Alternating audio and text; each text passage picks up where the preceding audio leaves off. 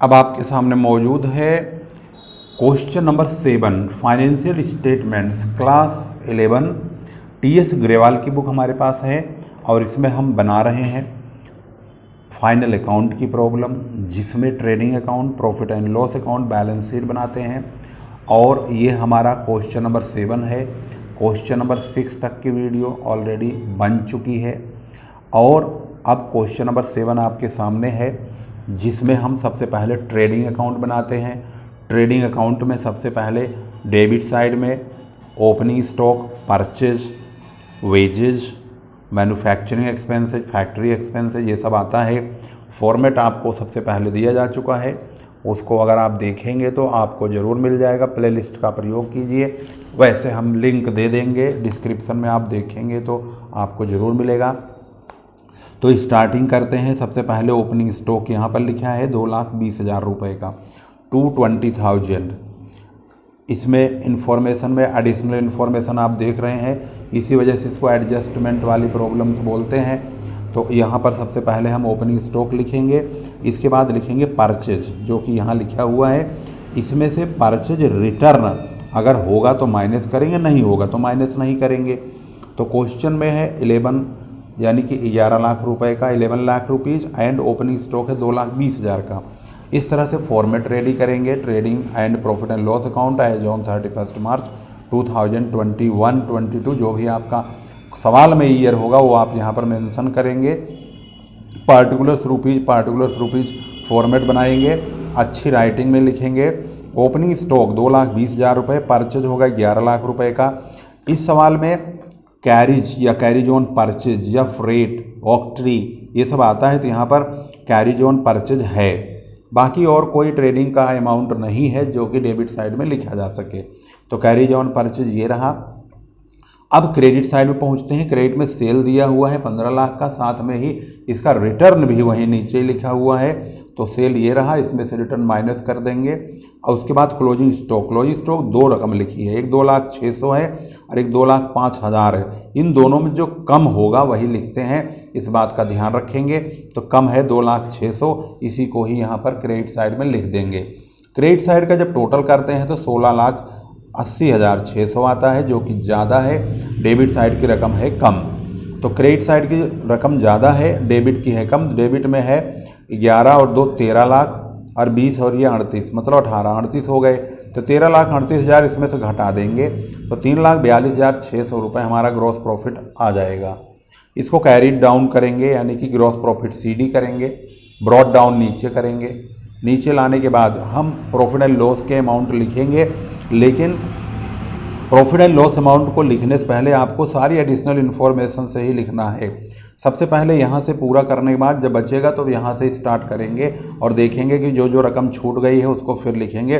ध्यान रहे हमारे खर्चे और हमारी इनकम ही यहाँ पर आएंगे। यहाँ पर है बिजनेस प्रेमिजेज का डेप्रिसिएशन 3,000, फर्नीचर फिटिंग का 2,500 रुपये, यानी डेप्रिसिएशन काटने की जरूरत नहीं है, ये कटा कटाया मिल गया। डेप्रिसिएशन ऑन प्रेमिजेज 3,000, फर्नीचर का 2,500, टोटल 5,500 रुपये। इसके बाद अगली इन्फॉर्मेशन है 5% डेटर्स पे डाउटफुल डेट्स के पैसे काटने हैं, यानी पैसा मरने वाला, डूबने वाला है। जो हमारे डेटर्स हैं उनके पैसे डूबेंगे। तो हमारे डेटर्स कितने के हैं, डेटर्स चेक कर लेते हैं। डेटर्स यहाँ पे हैं 1,80,000 का, 1,80,000 रुपये में। और पुराना बैड डेट्स यहाँ पे है 8,000 रुपये का। प्रोविजन फॉर बैड डेट्स नहीं दिया हुआ है, सिर्फ एक तो डेटर्स हमारे पास है, इनका 5% डूबेगा। डेटर्स के जो 5% डूबेंगे तो ये 9,000 रुपया होगा हमारे पास। जो डेटर्स हैं यहाँ देखेंगे तो 1,80,000 का है, इसका 5% काटेंगे 9,000 आएगा। और जो बैड डेट्स पुराना है वो 8,000 रुपये का ऑलरेडी पहले से ही डूबा पड़ा है। तो जो रकम है टोटल बैड डेट्स की वो 17,000 रुपये हो जाएगी। इसके बाद दूसरी इन्फॉर्मेशन अगर देखेंगे तो यहाँ लिखा है 2,000 रुपये का अनएक्सपायर्ड इंश्योरेंस, जो कि प्रीपेड इंश्योरेंस बोलते हैं इसको। तो ये इंश्योरेंस में से माइनस हो जाएगा। तो यहाँ इंश्योरेंस लिखा हुआ है 20,000 का, इसमें से 2,000 का प्रीपेड होगा, तो इसको इस प्रकार से लिखेंगे। इंश्योरेंस लेस करेंगे प्रीपेड 18,000 रुपया, 18,000 हो जाएगा। इसके बाद एडिशनल इन्फॉर्मेशन में लास्ट इन्फॉर्मेशन है 15,000 सैलरी का।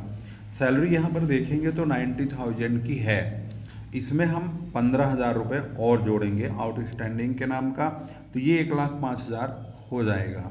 इसके बाद और खर्चे जो हमारे बचे हुए हैं वो चेक करेंगे, यहाँ से एक एक करके चेक करते हुए चलेंगे और देखेंगे कौन सा खर्चा हमारा बचा हुआ है। रेंट फ्रॉम टेनेंट, ये रकम प्राप्त होने वाला किराया है जो कि 10,000 है, इसको हम क्रेडिट में लिखेंगे। क्रेडिट साइड में यहाँ पर लिखा जाएगा इस तरह से, रेंट फ्रॉम टेनेंट्स 10,000 रुपये यानी 10,000 रुपीज़। इसके बाद आगे की इन्फॉर्मेशन चेक करने पता चलता डिस्काउंट डेबिट में है 16,000 का, तो इसको हम यहाँ लिखेंगे डिस्काउंट डेबिट साइड में 16,000 का। इसके बाद अगली इन्फॉर्मेशन डिस्काउंट क्रेडिट में भी है 20,000 का, इसको क्रेडिट साइड में लिख देंगे इधर। इसके बाद है इंश्योरेंस हो चुका, जनरल एक्सपेंसेस 40,000 का, कमीशन डेबिट, सैलरी तो हम कर चुके हैं, कमीशन डेबिट में 22,000 का। ये दो रकम और बचा हुआ है, जनरल एक्सपेंसेस और कमीशन।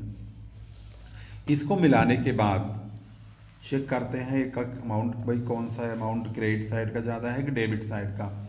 अब ध्यान से देखेंगे तो क्रेडिट साइड में 3,42,600, 10 और 20 30,000 जुड़ गए, 3,72,600 यही ज़्यादा है। ये साइड तो बहुत कम है, तो 3,72,600 ज़्यादा है, इसी को हम यहाँ और यहाँ लिख देंगे और 3,72,600 में से इसे माइनस करेंगे यहाँ से 5,500, 17,000, 18,000, 1,05,000, 16,000, 40,000, 22,000, 1 2 3 4 5 6 7, इन 7 खर्चों को हम जोड़ करके इसमें से माइनस करेंगे 3,72,600 में से, तो ये आएगा यहाँ पर 1,49,100 यानी 149,100 नेट प्रॉफिट।